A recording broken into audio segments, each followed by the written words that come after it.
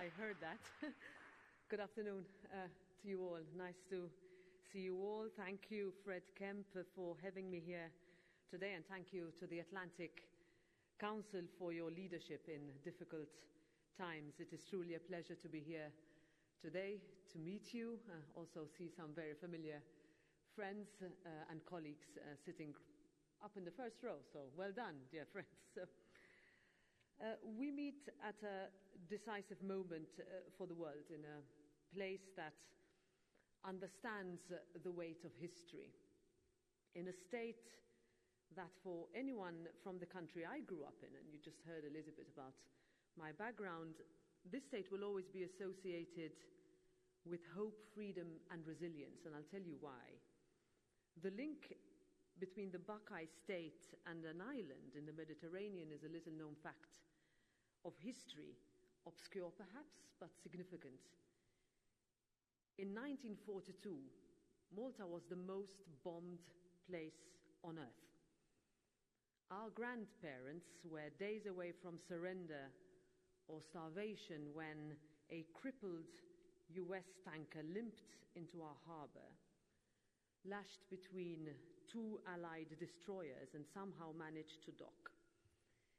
Its name was SS Ohio, and it meant that we were able to live another day. It saved us as a whole country. So in my first visit to this state, I would really like to pay tribute to what that meant for us, why the name Ohio was always associated with beating impossible odds.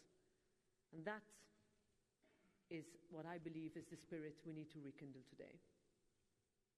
The relationship between Europe and America is one of the greatest in history. And with NATO recently celebrating its 70th anniversary, it also is the most successful security alliance ever. It has kept generations safe on both sides of the Atlantic.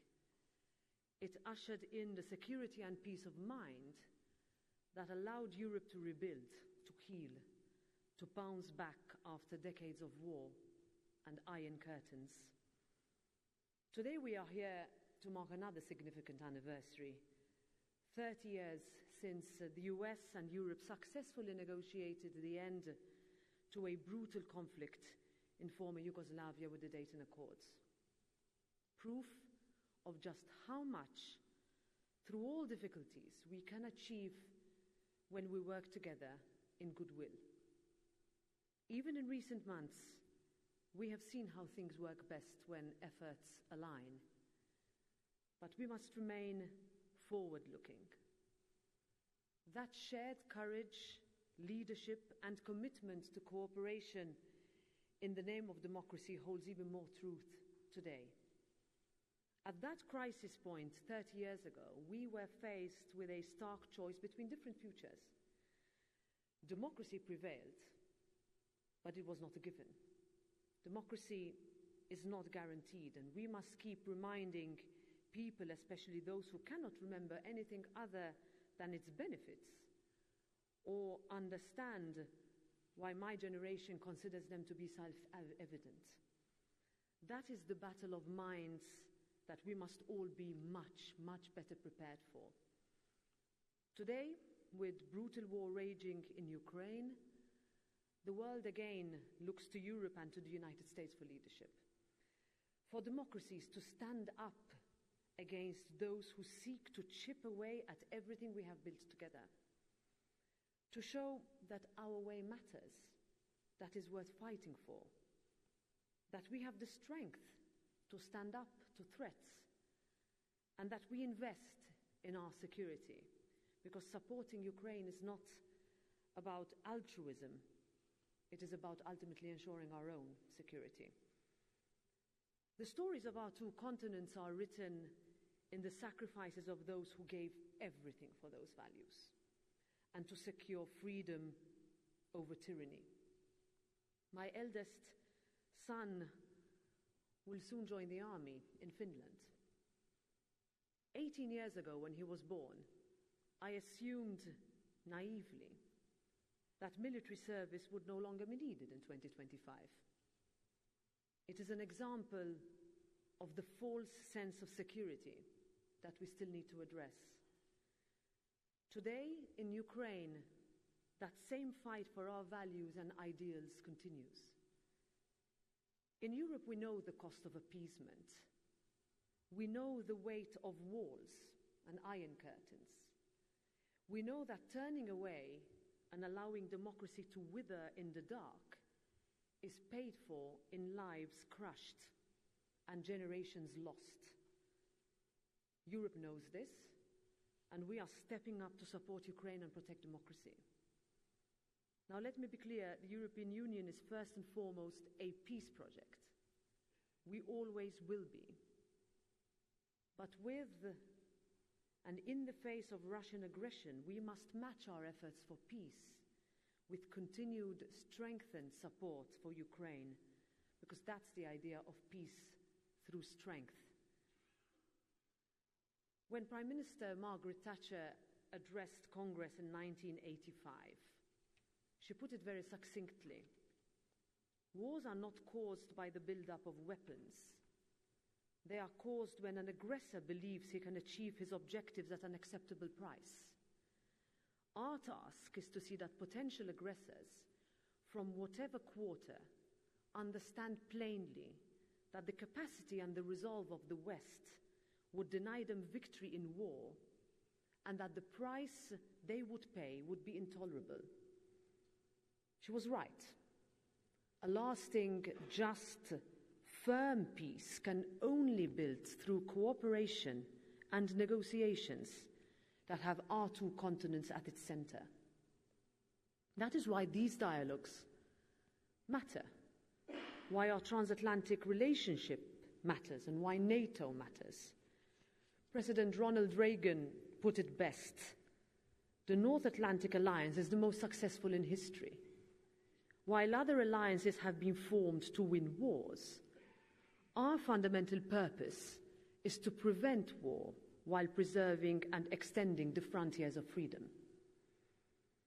Today, NATO continues to play a crucial role for Europe's security, from countering hybrid attacks on our democracies to sharing vital intelligence information between our governments.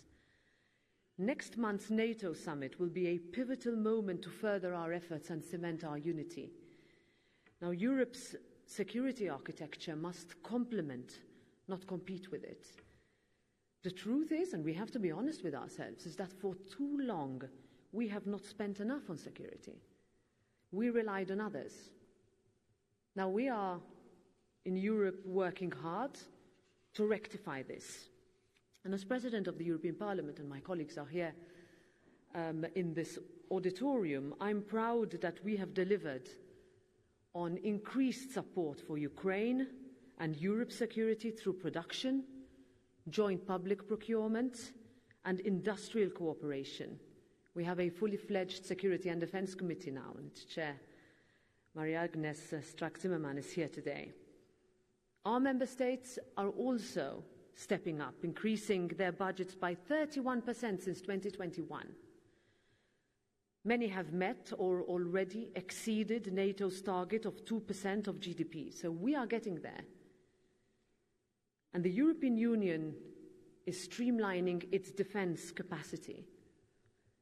And we will continue to boost our efforts to balance our joint security input and to match the high level of threat we face. This is for all our benefit, because a stronger Europe means a stronger US and vice versa. Should we have done it before? Yes. Long time ago? Yes.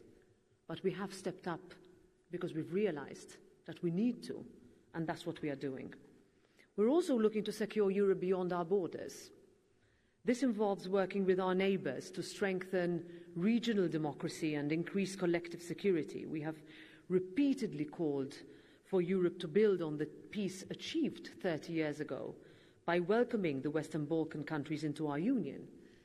Because enlargement, and we are convinced about this, is the best geopolitical tool to strengthen Europe. And because a strong, resilient democracy needs to be ambitious, we also need a little bit more forward-looking action, and perhaps also just a little visionary. So my message to you from Europe just as it will be to the NATO Parliamentary Assembly tomorrow, whom I will also address, is let's work together for peace and democracy, because democracies are under threat. There are more people in the world who can choose. There are less people in the world who can choose their leaders than there are people who can. And because democracies are under threat, when they deliver, we are all strengthened. And it is the same philosophy that must guide our approach to the situation in the Middle East. We need to act together with that courage, with that conviction and leadership that characterized our actions in this place 3 decades ago, stepping up to today's moment of reckoning together, not stepping back into fractured isolationism, and building up this one big, beautiful transatlantic relationship that protects the democratic values we cherish. We must stand together. I don't see any other option, even if sometimes it feels like we may need 2 ships strapped to us to keep us going forward. Ladies and gentlemen, 30 years ago in Dayton, our 2 continents faced a crossroads. They chose diplomacy, democracy, and peace. And today there is only one path left, moving forward and together. Thank you.